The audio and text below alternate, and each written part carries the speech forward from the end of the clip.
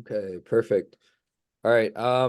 So we're gonna cover a couple things, but mainly that objection as to like, hey, is like how is this not a Ponzi scheme, right? Monica, can I get host? Yep, just did. Okay, perfect. Let me share screen. And this is kind of always where I start when it um comes to this question is, I'll ask them, hey, what is a Ponzi scheme? Right? Just to get a read on what their interpretation, because everyone has their own understanding of that word. It's a word that's thrown around in society a lot. So, I want to understand like, hey, when they're saying Ponzi scheme, what are they referring to?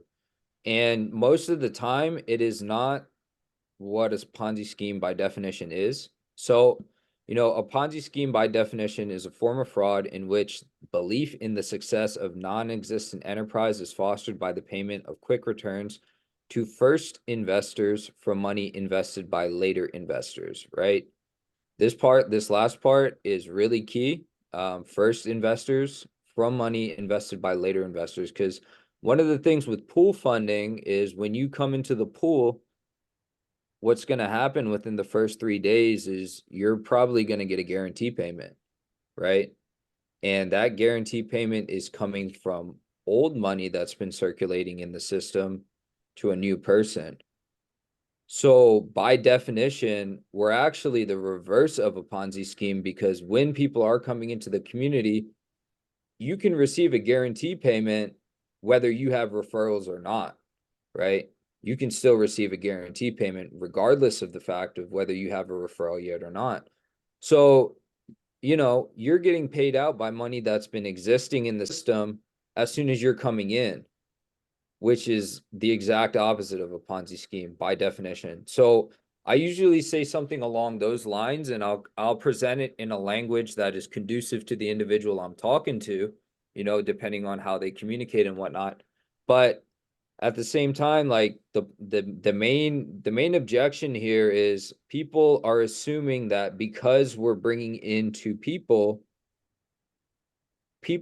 who have been in this system for an existing amount of time, right? The first investors referenced here, these first investors are getting paid out by the new people, which is not really the case.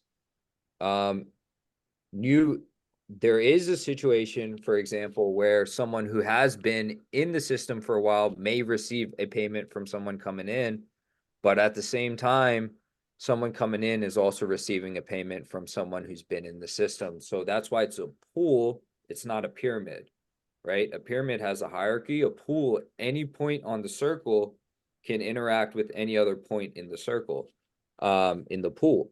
So it's something I understand why people have this objection.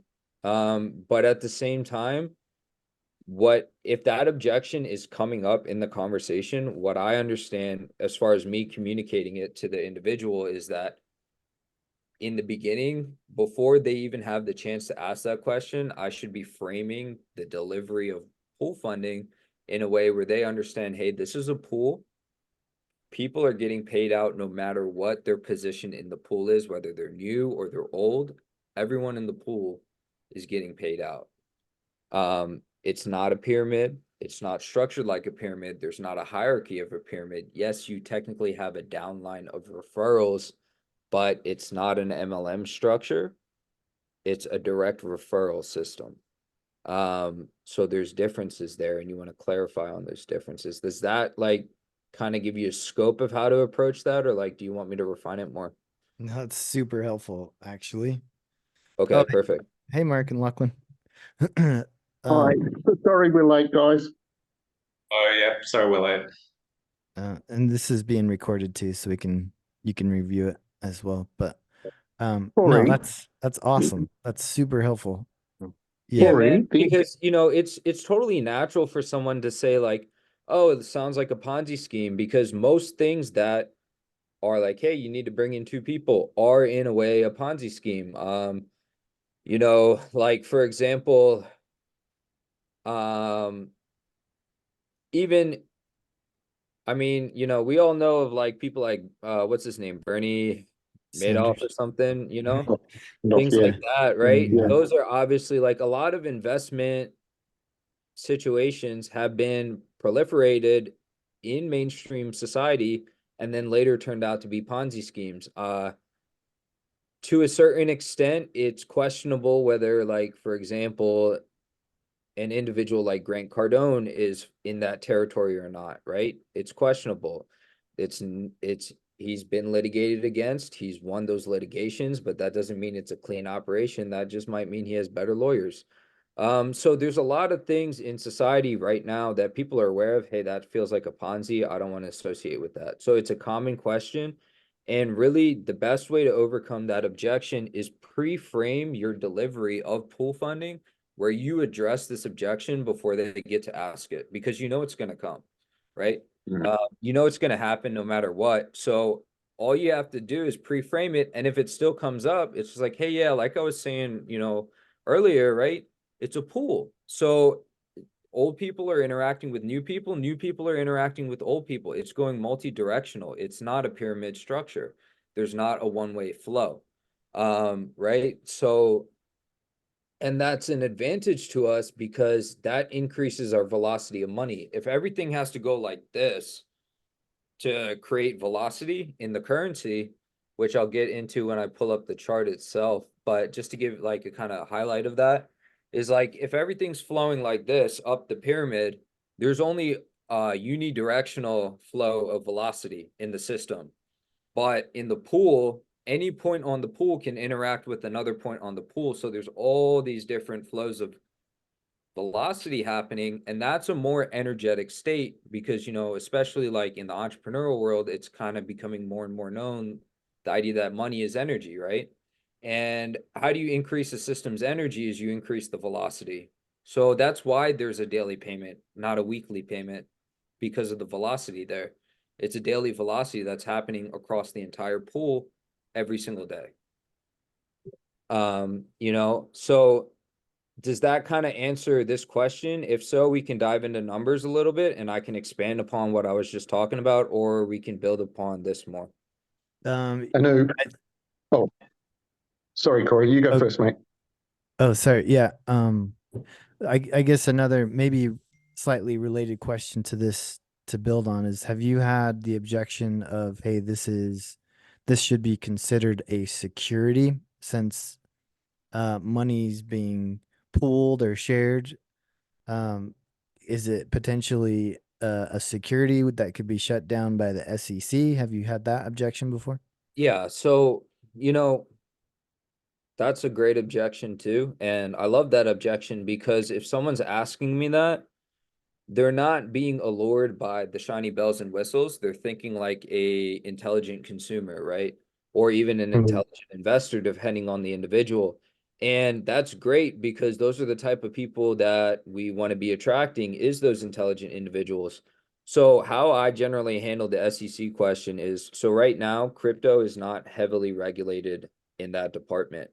Yes, SEC is doing checks for embezzlement and things like that in centralized markets, for example, the FTX situation, and different centralized exchanges that have been investigated and whatnot. Embezzling is happening over there. And then this is another point which you can emphasize the benefits of pool funding is that over here everything's decentralized. There's not even the opportunity for embezzlement to happen. So that kind of thing. And then how that really ties in is because it's decentralized, there are no opportunities for embezzlement to happen, but money is being exchanged. It's not that it's a security because, if let's say, Corey, if I give you $100 and I say, hey, pay me back in 2 weeks, was that a security transaction? No. So this is peer-to-peer lending, right? We're coming together as peers and lending to each other. So by definition, it's really not a security. It could be framed as a security by the SEC in the future. For sure, I can see how that can be something down the road that may and probably will try to happen. But at the same time, by the time it gets to that point of elevation, we will have properly structured ourselves within the US and within SEC law. We've engaged with crypto lawyers and stuff like that in the US to start getting ahead on that process Oh, because cool. it's something that's going to be coming. The advantage of the time we're in right now is you have the opportunity to start something in the crypto space that isn't SEC you know, approved because crypto's not SEC regulated fully yet. But by the time it does get to that point of SEC regulation, you can, structure the organization or the community in such a way that it is SEC compliant. Whereas in the future, like, 3, 5 years from now, you're going to have to be able to afford to do all of that heavy lifting from day one. So that's kind of an opportune time right now in the market as far as, it coming to the SEC stuff. But by the time it's like really relevant, we'll already be properly structured. So that's something like we're not looking to fly under the wire or anything like sketchy. Like we already have it in the agenda to be properly structured with the SEC and be compliant. So yeah, that's great. So peer to peer, that's a great answer for that because so that means you're not receiving pieces of multiple people's money, right? Oh, you're not because remember, like the $10 goes from Bob to Bill. You know what I'm saying? And Yeah. from Bill to Susie, right? Yeah. It's a whole transaction. There's not dividends. There's nothing being exchanged in pieces or shares. So there's no security element. And you could even go and say, well, the coin's a security. Is it really? Because is the US dollar itself considered a security or is it legal tender? Right? There's a distinction there between what you're talking about as far as when it comes to a security. A security is an investment product in most situations. So like shares in uh corporate company like that's on the stock exchange. It could be private shares that are privately agreed on. That's still classified as a security, and security law comes into place. It could be a JV agreement with an real estate investment company. You're dealing with SEC law there because it's a regulated market. Crypto is not a regulated market yet. There is regulation that's continuously happening, but by the time that regulation hits anything close to what we're doing, we'll be properly structured and compliant, basically. Awesome. All right, Mark. Anoop. Yeah, thanks, Corey. Anoop, it's Mark from Australia. How are you, mate? Good, man. How are you doing? Good. Heard good things about you. Need to pick your brains. We're trying to work out a simple. So what you went through was brilliant, but how do we distill that to a simple analogy? Right. Like when Ace was explaining it to me, he was talking about a water wheel, that sort of worked, and how water goes around a wheel and on it like a waterfall and creates a cycle and creates velocity, and more water goes through. And I thought that was really, really good, but it still didn't get it to make it clear in my head, and I was still a little bit confused. And the reason I'm asking this is if Corey, for instance, is going to communicate it to subscribers, we actually need a really simple analogy. So do you have any, if possible, a simple analogy to explain what we're doing? Yeah, so there's a there's a let me see here. There's a YouTube video by the what is that? The I think it's the Three Stooges. Let me see here. It's Three Stooges. Uh I what was used it that to called? explain it to my wife the other day. Yeah, you know what I'm talking about? Yeah. You owe me 20 bucks. Well, here's 10. What do you Yeah, owe me? yeah, yeah. That one. Yep. Yeah, so there's a Three Stooges video. I'm not sure what it's like called or something. Like I think it's in the pool funding Telegram group though. The link.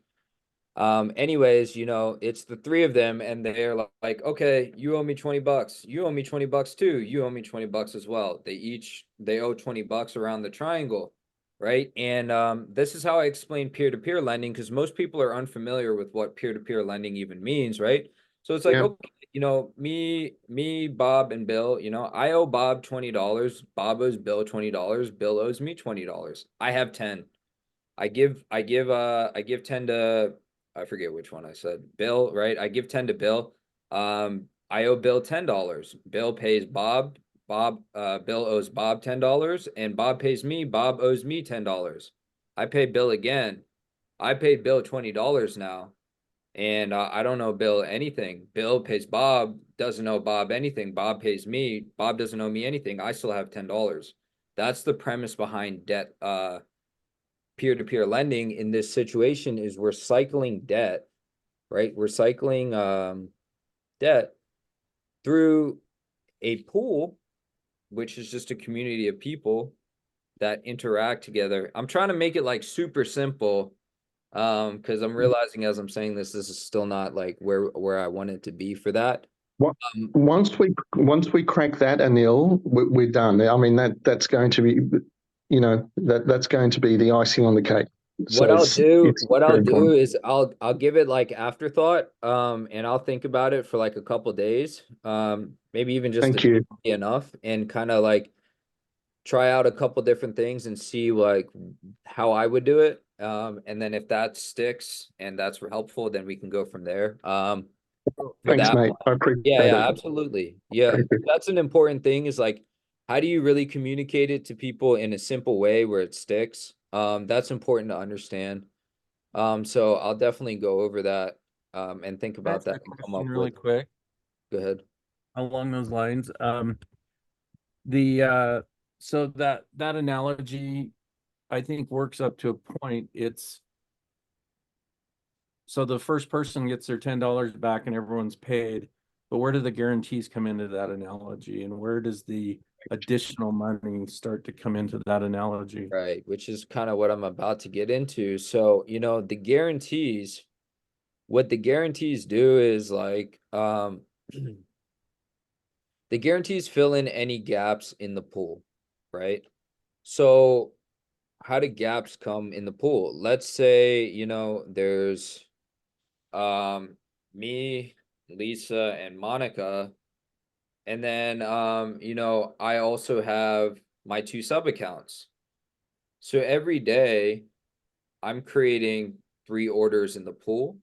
Lisa's creating 3 orders in the pool. Monica's creating 3 orders in the pool. But in total, as far as dollars exchanged, only $10 is coming from Monica and only $10 is coming from Lisa. But the sub accounts are just recycling money, right? So there's more orders being created than are being fulfilled. And what the guarantee does is it helps eliminate those orders, the excess orders in the pool. And how we derive that is from the coin itself. The coin grows as people join the pool. They do their membership, they do assurance, those kind of things. The things that are in PFB that you acquire PFB for is what grows the coin. And this coin started in 3rd of January this year. And this is kind of where we've gone since then over the last 3 months. There's a consistent pattern of growth because the community is consistently growing, right? And that puts positive buying pressure on the coin. What that allows us to do is pull funding out of the market into the hands of our community, which is that pump that was mentioned earlier, right? Because the market maker software, that creates this chart, it's looking at certain metrics that are happening within our coin relative to other metrics that are happening in other coins. And based on how all of these metrics are interacting with each other, they create a algorithm that says, hey, if this happens, then this coin is going to do this. If this happens, this coin is going to do this, right? And there's a decision, but it's based off of what's happening in the market. So the information we're strategically feeding the algorithm is that, hey, we started at $100 price per coin. And within the first day, let me move this Zoom window. I can't see. Okay.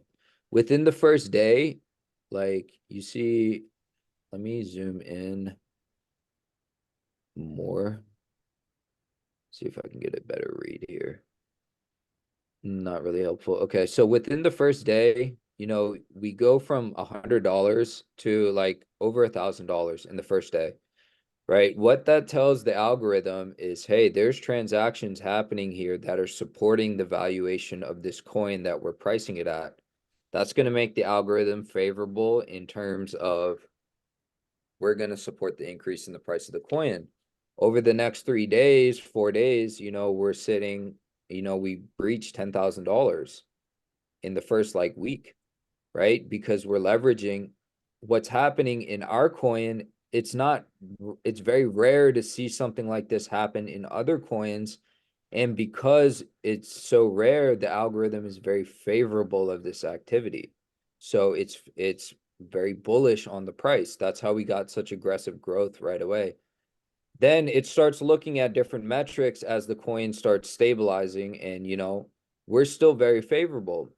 The reason for that is because we have consistent buying pressure every time someone joins the community, every time someone needs to use assurance, we have consistent buying pressure, right? Like, for example, in the past 24 hours, we've had $1,000 of volume at $10 transactions, 10, maybe $15 transactions, depending on whether it's an assurance purchase or a membership fee, right?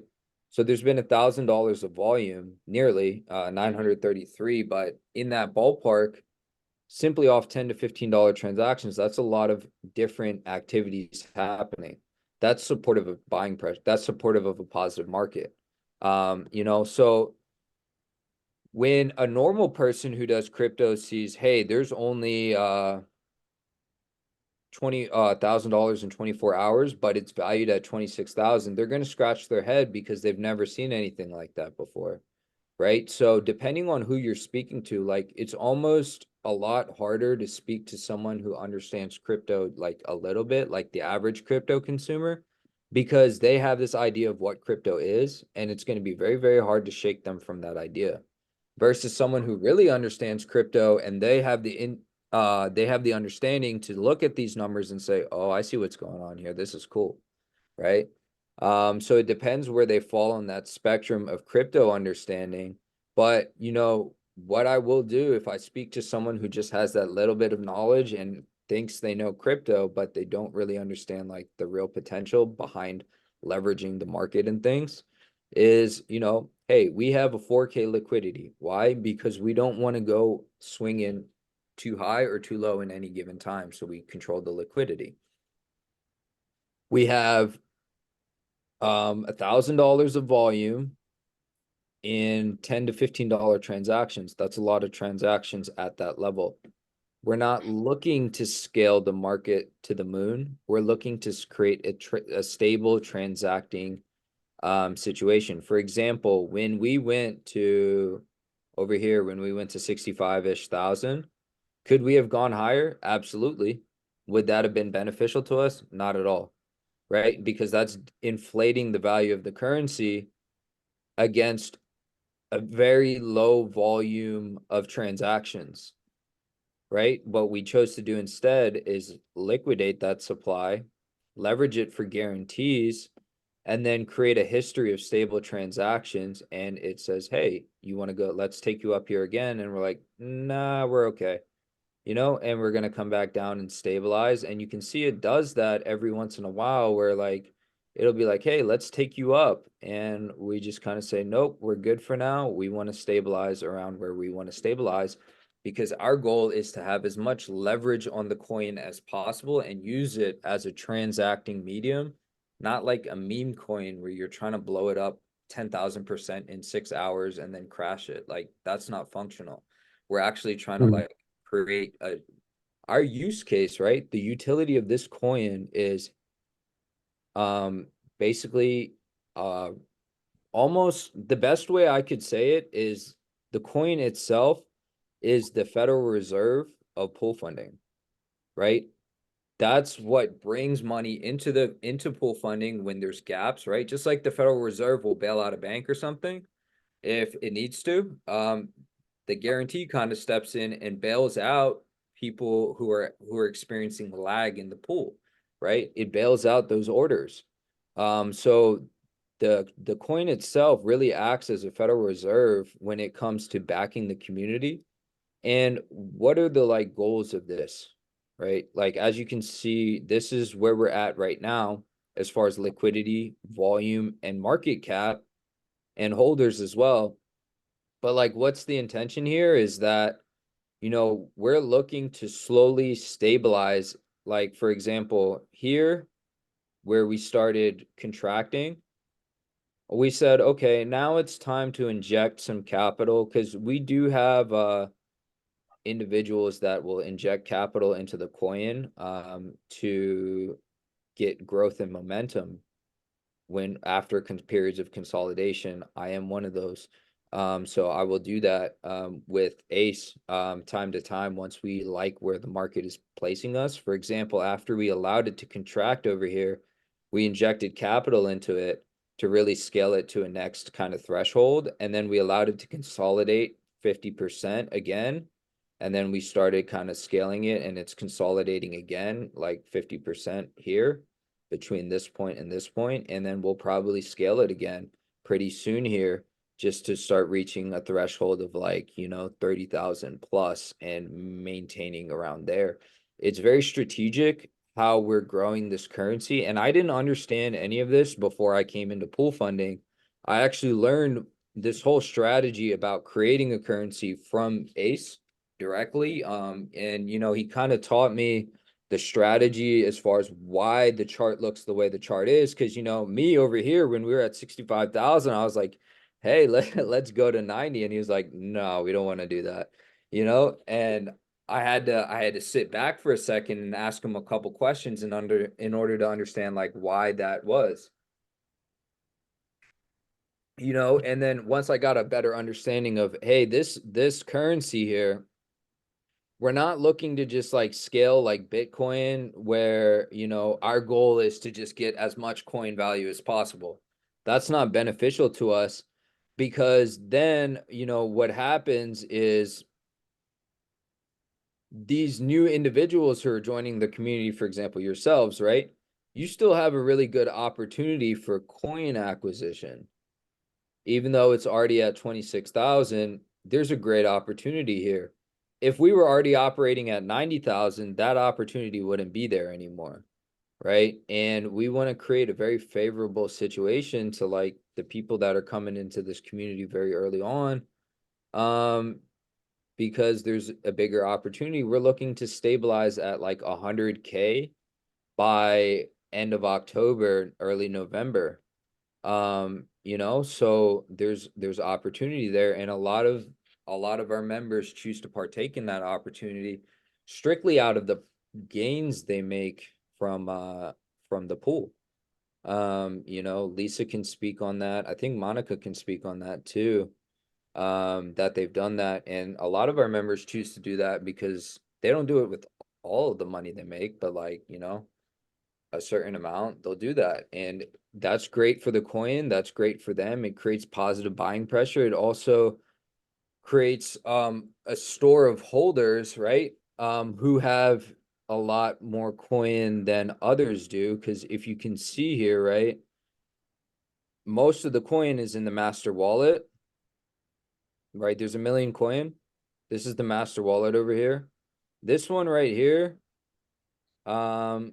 well, let's just say this is me, right? I've done a lot of on that side of things to grow the coin just through liquid capital. So I've been an acquirer of the coin for specific reasons, because I can see the benefit of doing that. But I don't suggest most people to go out of their way to use their own cash. If that's something you want to do, fine, no worries. Like I can have a conversation with you about that. But in general, I say, hey, if you want to acquire coin, just use the gains you make from the pool to slowly acquire coin over time. Because that doesn't cost you anything. If you want to be more aggressive, that's great too. But these holders here did not used to exist. They came from members in our pool that slowly have been acquiring coin. The biggest holders previously were much, much smaller. Even though it's saying 0% over here because it's out of 1 million coin, there's still this is pretty significant compared to where it used to be. as far as like who the holders were. It kind of just used to be me, the master wallet, and like not really a whole lot else going on. Whereas now there's more active holders who are holding more coin, which also shows the algorithm, hey, it's not just a couple people trying to pump up a coin. Like we have 50 holders that have a more than like $200-300 of the coin right now. And that's very favorable to the algorithm that I mentioned as well. So like there's a lot of pieces that come into play here. This is kind of an in-depth analysis of like how this works. But, you know, there's a lot that goes on. There's a lot of strategy behind why we have the liquidity we have, why we control the volume and the price point and everything like that. But does that kind of give you like at least like a peek behind the scenes? Yeah. Yeah, it does for Okay. me. Absolutely. Okay, cool. Yeah, just I mean, I could probably speak like more in depth for at least 2 more hours about like how it really is working, but like I just wanted to give you guys kind of like a glimpse at like how it really works because I feel like for you, at least the way I'm receiving, the way you guys are presenting yourself, the more knowledge you have about how this is actually functioning, the more it's going to facilitate you to figure out the ways you need to figure out to communicate to people at their level, right? Uh, Absolutely. because like it goes back to that Albert Einstein quote, like you don't master something until you can teach it to like a kindergartner, and in order to communicate it to the kindergartner you have to like have that full comprehensive understanding, but then also be able to like boom, this is how it is, and like that. So having that like without knowing all of this stuff on the back end, I feel like that's a little bit limiting for you, which is kind of why I'm going over it. But based on that, like, does everything I said about the chart design here, does that make sense, or did that create any questions? It does make sense. A couple more like new questions popped into my head. Not Okay. really like concerns really, but more of is there a 5-10 year plan of where the value of this coin is going or where you want it to go, just for the sake of those people that are wanting to invest into Yeah. it? So as far as basically what we're looking to do, it's not that we're opposed to going to 200 300K. What we're looking to do though is we're looking to stabilize at $100,000 for an extended period of time and slowly increase the liquidity at $100,000. Because being at 100,000 and say having 10K liquidity, that's great and all, but like we want that liquidity to slowly get up to where it's like 100,000, to where if you need to pull out 100,000, let's say we had to pay out a lot of guarantees or whatever, we could do that. Or like a heavy investor wants to say, hey, I want to pull out 10,000 and not destroy the price. Because if you tried to pull out something like 10,000 right now, it would hit that liquidity marker and it would like crash it, and we'd have to, strategically adjust. Um, but at that point in time, because the liquidity will be higher, you can pull out 10, 50, 100K, and the price will just kind of go like dent and then come back up. It won't be a big deal because there's so much volume of people coming in. Now, long term, it can go higher, but what I will say, I'm not at liberty to give you full disclosure about what comes after pool funding, PFB, right? But there's other things that are going to be there. There's going to be kind of like a value stack on the currency side. So there's more than just PFB. I can say that, right? So this isn't the end all be all by any means. There's other things that are already there. We're just not publicizing them, that are waiting to be instituted at later points in time, strategically. So there's going to be a huge progression as far as like total value, that can be had through not just being a member of the pool, but also choosing to be like I don't like to use the word investor because you're just buying coin, right? And participating in the currency. So like as a participant in the currency itself, there's a lot of value to be had because, let's say you are acquiring, for example, I'm just going to use a round number, like $1,000 at the current price point. We'll just say it's 25, right? 25,000. You acquire $1,000 at 25,000. it goes to 100,000 and it stabilizes in the liquidity like I'm talking about, where you have full access to that $4,000 value now, right? You can take that $4,000 value and strategically place it in what comes after PFB. And over there, you have the opportunity for like not a 5x, but more like a 10x because of the way that is going to be strategically designed as well. So like there's a couple layers there that you'll have access to if you want to go that route. And most of our members are like kind of like, hey, that makes a lot of sense. You know, not everyone does that, and I never try to push anyone. Like if you think it makes sense to you, great. If not, that's great too. You know. So are there kind of controls there for, if someone did have a lot of money in there and the liquidity wasn't high enough yet? Are there some kind of So safeguards for? in general, right? Let's go to the holders again. Um, if I liquidated, it would really cause a problem, right? Yeah. If this individual liquidated, it might cause a small fluctuation. If anybody here and below liquidated, it really wouldn't do a whole lot, right? Because this guy has 0.8 of a coin, which is still significant. I believe this is our programmer actually. So he has 0.8 of a coin, and his agreement is he's only allowed to sell off a certain dollar amount per week, because he gets paid in the coin, right? So he does his thing, right? But he's not dumping this amount by any means. He's strategically withdrawing, and withdrawing currency, because that's how he gets paid. But all of these individuals and below, their holders, they're not really looking to exit because they're seeing the long-term potential here. But at the same time, if they did exit, I mean, like not even 10% of a coin, like it wouldn't do a whole lot. So we're pretty well safe and protected from something like that if that were to happen. Um, you know, Most of these individuals aren't going to be able to impact the chart very measurably at all. So it's not really a concern, and that's why we're strategic about how we put coin into the market, because if all of a sudden people are having like a lot more coin, then they can do more variations in the chart. So there's a reason for that as well.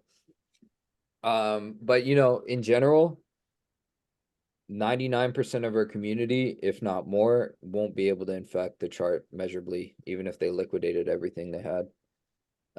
So that's not really a concern too much on that side. Oh, Uh, okay. yeah. Yeah, that's helpful. And what would be your motivation? I mean, it sounds like the other, like the value stack, the other opportunities is a motivation to not ever just Well, you wow. know, for me, when I got introduced to pool funding, I was and still am working for a basically a venture debt fund. So we fund businesses, we fund real estate projects, we fund online businesses, brick and mortar businesses, right? And I could see the potential, because not only do we fund businesses, but we also have like opportunities that clients can put money into and things like that. Right. And I could see the potential of, the $1,000 pool being something that would be appealing to our our clients. The $100 pool, maybe the $10 pool, not so much, but I knew the $1,000 pool would stick because I deal with all of our clients at uh, all the different stages of the process, and um, I know like kind of what appeals to them and what doesn't, and I could see there was a connection there. So that was my initial draw to pool funding. Is I was like, hey, this might be a opportunity for clients to put $1,000 out of the, let's say, 100 grand that we get them into something that can, start netting them a return. And not only does it help them share that with their friends, but then also their friends invariably become our clients because they want to get capital to put into pool funding too, you know? So there was a mutual benefit there that I could see.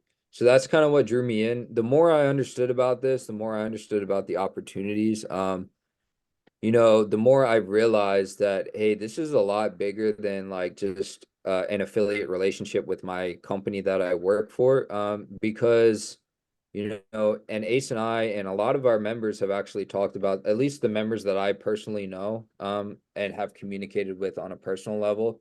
There's a lot that I haven't even met at this point in time, but for the people that I did communicate with very closely on, especially in the beginning phases, I realized, what pool funding is at a high level, once we're past the $1,000 pool and everything is fully stabilized, is it's a conglomerate, it's a think tank, right?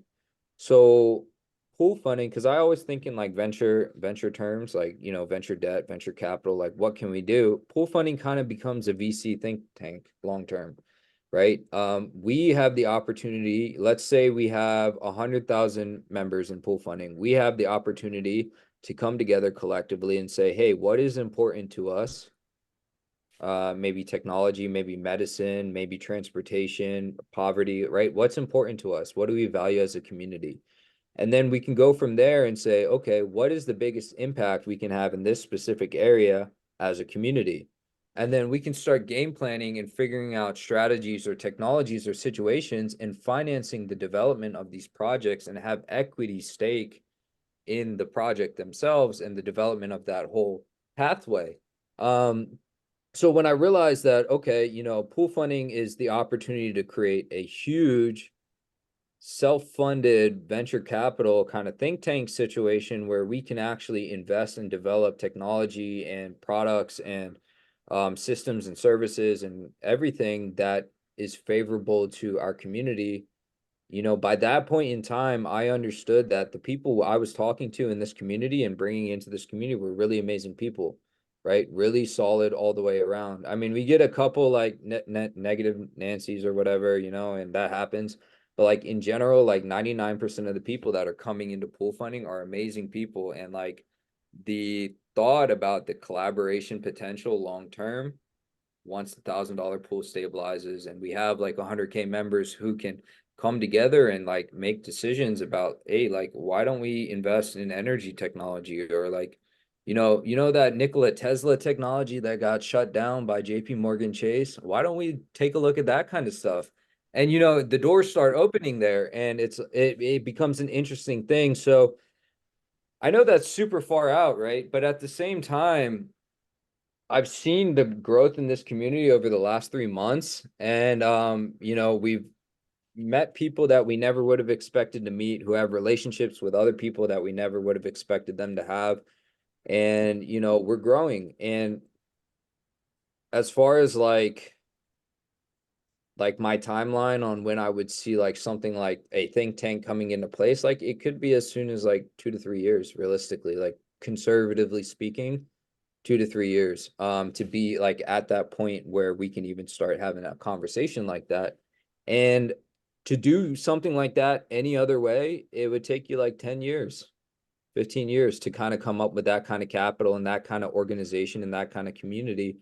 And for me, like I have a very big humanitarian tick, personally, like the whole reason why I'm in debt, venture debt, is because I'm trying to learn how to leverage what you do have to get access to what you don't have and create more abundance for yourself. Poverty is a big thing for me. Financial literacy is a big thing for me. Like all of these different metrics are very, very big things for me. And my ultimate goal is like, like abundance is kind of a birthright. And the parasitic corporate society that we live in is like not really the natural state. So I could see pool funding and that connecting. I could see my company and pool funding connecting, and I could see all these connections. So like for me, like, okay, great. I have 6.8 something point of pool funding, PFB, whatever. Like, I don't care. I've thrown like multiple tens of thousands to support the currency growth. you know, like probably like 20, 30 maybe since I joined. And have I seen like a monetary return on it? Like as far as in my bank account? Nope. But what I've seen is like an extreme influence of other people return, if that makes sense. Right? Like I've seen people come into this community like who are totally dejected on life, and like within 2 weeks they're like a different person, you know, and I can't put $1 million on that, you know? And we're doing that like day in, day out with like people all the time. So that's like it's not just a monetary fiscal thing for me. It's also like kind of a spiritual element going on there where it's like, hey, I can see change happening in people. I can see hope coming in people's eyes. Like when I talk to them, I used to do all like the Zoom calls and all like I talked to everybody that came into the community in the beginning. And I could see those changes happening in people real time. And that was like for me, like this is what I want to be associating with like long term, because it's such an innovative concept. Like it's literally like a light bulb or like a gas engine or like a car or something where it's like so far out there that you present this to people now, they're like, hey, what are you even talking about? Like, what's a car? We ride horses. You know what I'm saying? Right? Mhm. Like what is a car? Like, what are you even Yeah. talking about? And it's one of those things, but at the same time, like it's so well structured when it comes to the technology behind it. Um, and the way that that technology was developed, and you know, it's a good project. And I underwrite projects all day long, and I'm very pessimistic when it comes to saying something's a good project, right? Like it has to be really good for me to say it's a good project. Yeah. Uh, you know, Yeah, that makes sense. so it's kind of like a couple different things coming into play as far as like why I'm so heavily invested into this situation. There's definitely that monetary side, and that's great. But there's also that abundance side, which is more important to me. And then, what that abundance side, once you have abundance, it starts letting you ask the important questions like, who am I? Why am I here? Like those kind of things, because you have the time and the bandwidth to really entertain a dialogue with yourself like that. If you're going paycheck to paycheck, you don't have time to ask yourself an existential question. You're just trying to get to tomorrow. But if we can, through pool funding, start filling those gaps, and then, people have more liquid and they're more able, they can start asking those interesting questions, and like a lot of development in humanity as well. So like those kind of things is like where my bigger interest in pool funding really is on the humanitarian side. The financial side, I love it, but like the humanitarian side, I haven't found a vehicle to create the level of awareness that pool funding has the potential to create like anywhere else. I think that's the best way I could really say it, is that I just haven't found a vehicle to create awareness like pool funding. Yeah, this is it's it's mind blowing. Like at the surface, it seems like how can this be true? It seems way too good to be true. And with you being able to kind of open the curtains a little bit to see how it's working, that helps a lot. Like you answered my concerns and questions like better than Mm. actually, than I thought was even gonna happen or be possible. So I'm really excited. We wanted to be super careful because we have a network. We've got people that like I'm in finance as well. We help small businesses to get working capital, like I heard. startups and small business funding. So it's Mm. just the small debt Are type you of. guys doing like SBA loans or like? It's like that, but it's even smaller. It's like revenue based financing and even like startup with like credit cards. Oh yeah, like credit You know, stacking, stuff like that. yeah, which I don't like. But sometimes for some startups, that's the best kind of financing that they can find. Yeah, we do something similar to for, our like novice type clients, we'll do the credit stacking stuff, Yeah, get them between like 50, 150,000 in business capital that they can liquidate and leverage towards like a fix and flip or like a wholesale deal just to Yeah. get the ground wet for them, and what we've found there is like, we're connecting with like wholesalers who just need like 3-4 grand of EMD to cover their situation and like get their deal closed, and they can't find it, and they get like 50K with credit stacking, and they're like, holy, all of a sudden they're doing like 10 deals a month, and it's like life changing for them, which is cool. But yeah, so when it comes to the finance stuff, like that's why like I'm kind of open to saying like, hey, I'm in finance. I deal with debt all day long. And what's happening here, especially if I'm talking to another person that understands finance, is what's happening here is this is a situation of debt easing, right? Circulating debt and erasing debt through debt easing, which is what top tier one banks are doing with themselves and also with the Federal Reserve, is debt easing. Um, because let's say you know, Chase owes, I'm just giving examples here, right? These aren't specifics, but let's say Chase borrows, $1 million from the Federal Reserve, and Chase gives, lends out that $1 million to, a client, and then Chase goes to Bank of America and says, hey, I'll sell this debt to you for, whatever amount. Bank of America buys that debt. There was $1 million of debt, but Bank of America maybe bought it for, 800,000. So there's really, like 800,000 of that debt was eased, so debt easing is something that happens a lot at the top tier banks, to mitigate debt. And it's not really cooking books, because what they're doing is mathematically sound. So they're not doing anything. No worries, Mark, man. I'll definitely speak to you soon. I'll get back to you about that question. So debt easing is it's something that happens at the federal level with top tier banks, and what we're doing is we're doing debt easing on a peer-to-peer level. That's what's happening. Cool. The whole idea of uh the debt ceiling and like all of that stuff, like, I mean, I'm sure you know this, man. Like it's kind of like I guess a charade, if you want to call it that. Like there's a strategic design as far as why we have a debt ceiling, why they continuously every single year have a conversation about the debt ceiling, so they can create fear in the stock market through like what's happening with the Federal Reserve, influence the stock market, like all of that stuff. It's all very, very, very strategic. And what we're doing with that funnel, that fire hose, right, that pump, is we're pulling funding that's normally going from people to institution. We're connecting to the institution and we're pulling it down to people. That's all that's happening at a fundamental level. That's a great way to explain it. Yeah, I think we have like a little poster that explains that.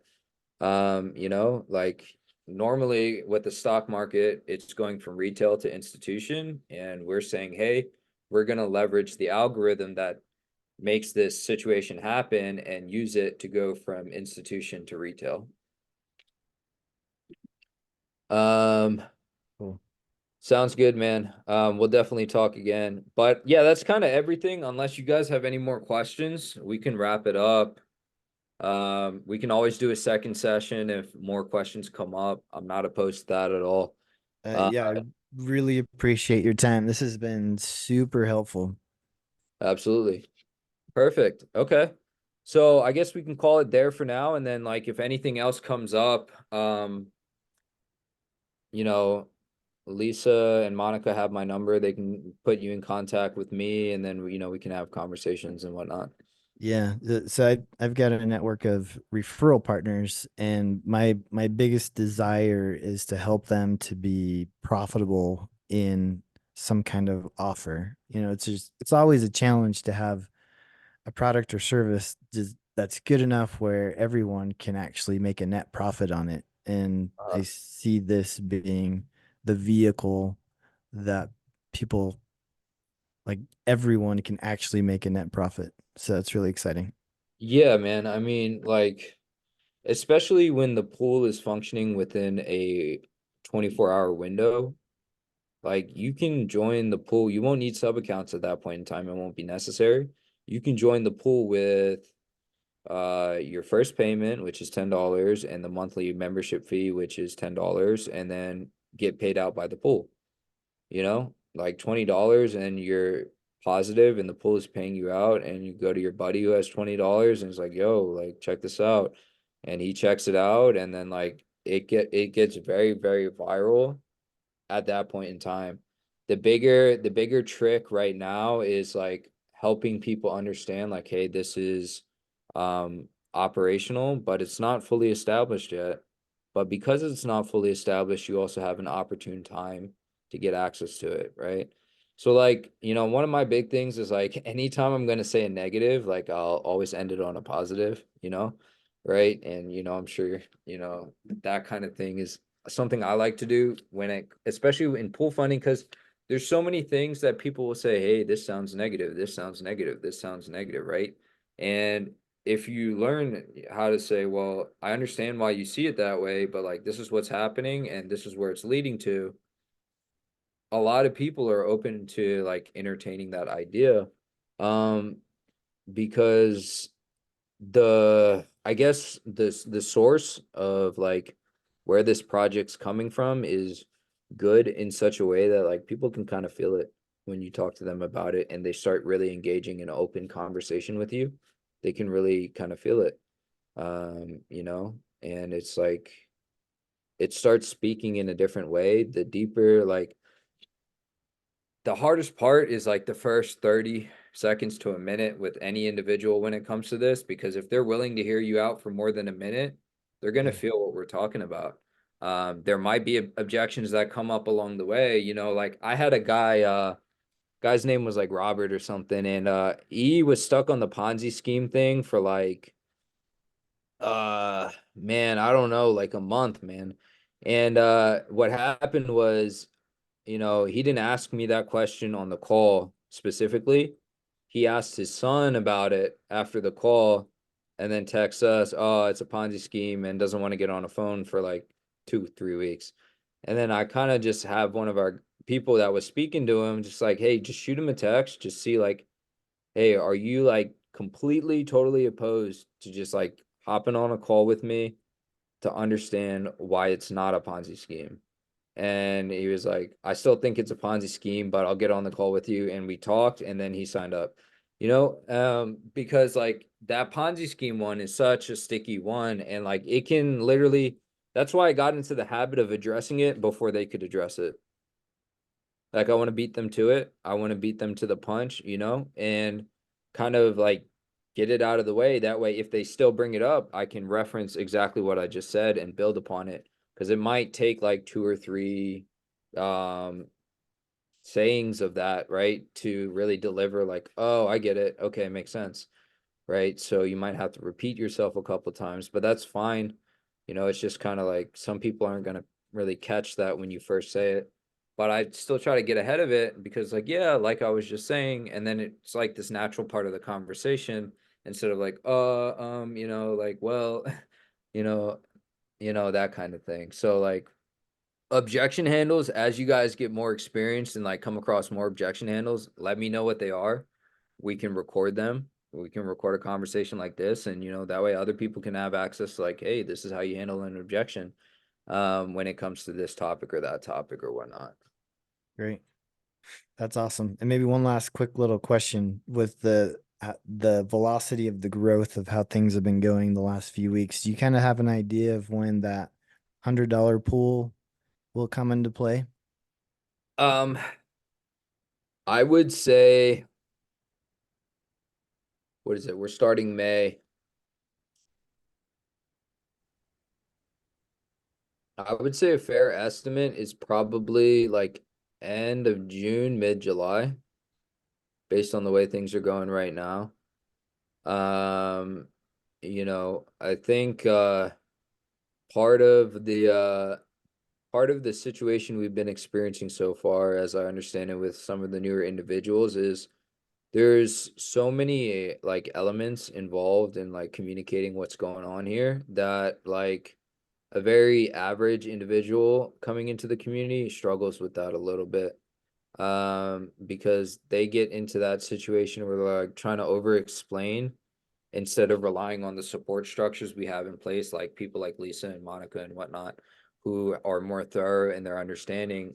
The people that are joining have a propensity to like get really excited and not hear us out on the fact like, hey, rely on us, let us talk to the individual, don't try to over explain the whole situation to them because they only know so little at that point in time. And invariably they go speak to that person, talk their head off, and the person's like, don't talk to me about this again. And they're burning their network by being irresponsible with that excitement in the onset. So what I think really needs to happen and going forward is like really managing that initial energy that someone comes into the door with, and like being strategic about how we say like, hey, like, look, I know you're excited, but don't just call up your buddy and tell him all about this. Like, call up your buddy still, be like, hey, look, just join this program that I'm really excited about. Would you be open to hopping on a call with someone from the team? And that's it. That's it. And then get them on with someone who knows how to talk their way around the subject and communicate the subject with more like strategy and whatnot.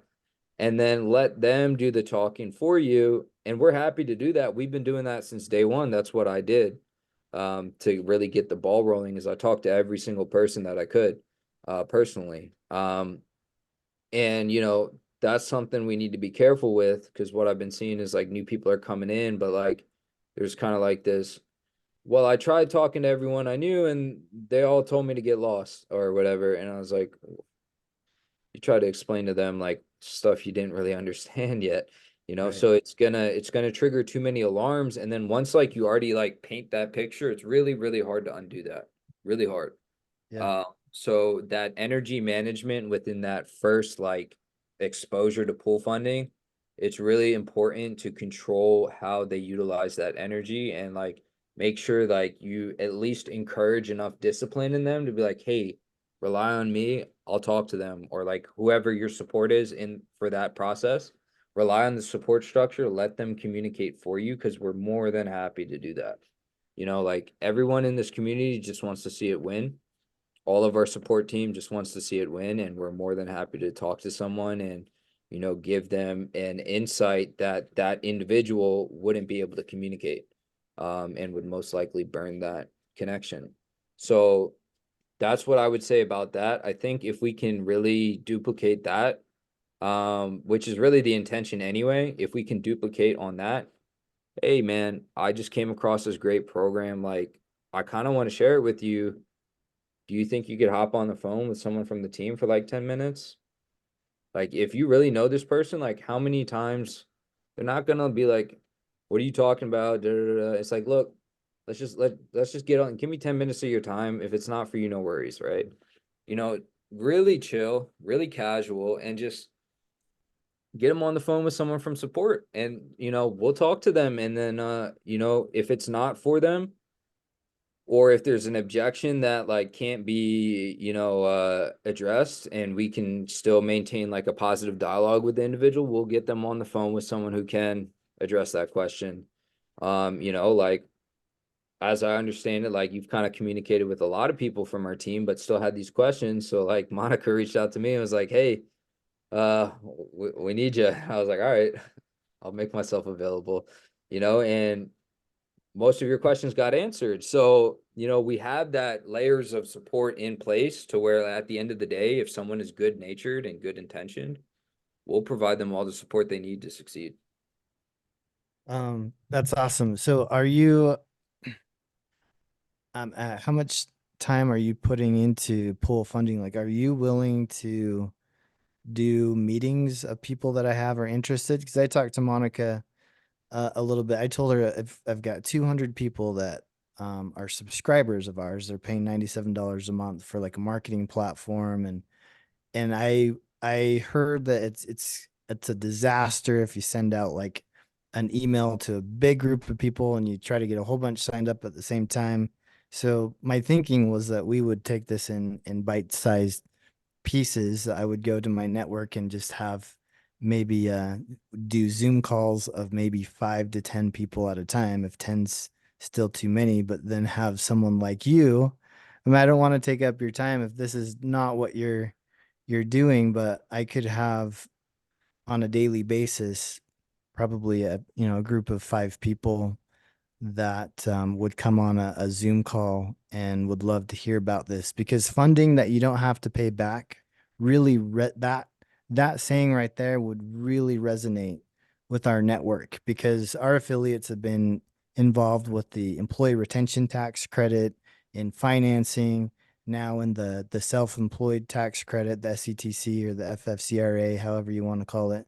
So that saying that right there really resonates with them, and they would love to jump on a call to hear about pool funding if it's coming from someone like you, being able to answer these questions and explain these things really well. Yeah, so what I could say, I don't know that I'd be able to do like um every like night. But I could definitely do like 3 times a week, you know?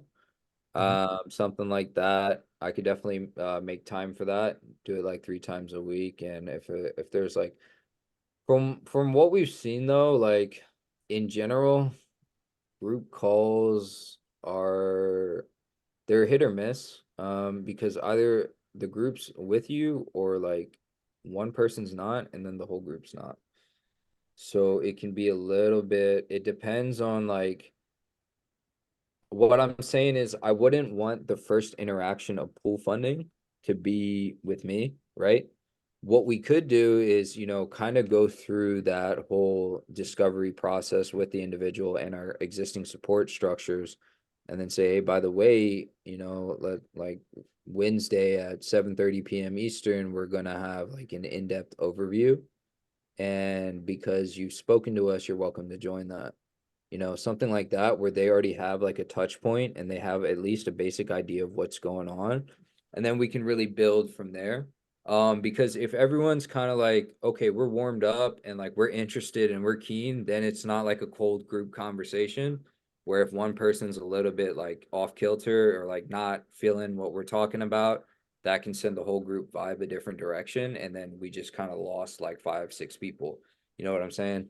Yeah. So that if we're gonna do it that way, that's kind of how I would suggest to do it, is like have them have an initial touch point, that initial conversation with our team in some capacity to get that basic foundation. And then from there we can invite them to like a closed door or whatever you want to call it, like Zoom overview, whatnot, like 2, 3 times a week. Okay. I gotta hop off, but I just wanted to say thank you, you guys, and Corey, I'll just connect to you later. Sounds good. Thanks, Becky. Okay. Thanks. See ya. Yeah, I'd love to figure out a good system and process where we're bringing in, consistently people, but also that they enter into after they sign up, just a solid support system. Like Monica's been amazing. Like she's just gone above and beyond. That we have like a small, really tight group. Someone signs up and then they enter into this communication system where they're getting reminded to make sure that you don't forget to push those buttons in your account, and to make sure that you have assurance there, and to be reminded each day. Because I don't think I did a very good job with that with Mitch, my business partner, because he keeps forgetting to push those buttons. And I think he's gonna have to go through the 3-day onboarding again. But would love to figure out a system and a process, because we've got some people that would absolutely love this.